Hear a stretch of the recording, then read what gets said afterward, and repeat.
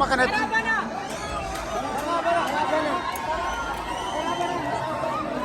Karaa banaa, dheeresi.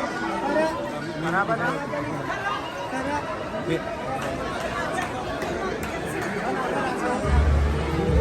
Mee keessummoota hamilee nuuf simadhaa.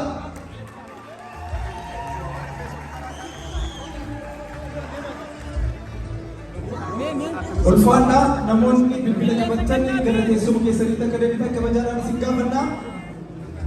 Koreen keessummeessitoota namoota bilbila qabatan teessuma isaanii akka nuuf qopheessitan kabajaadhaan isin gaafannaa.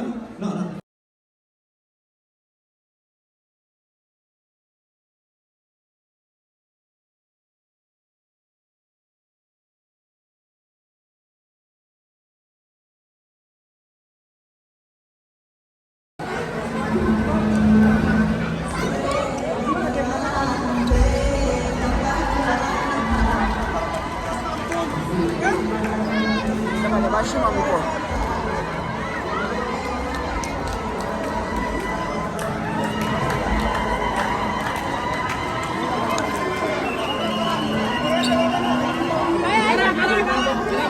Karaa banaa akkuma kanatti.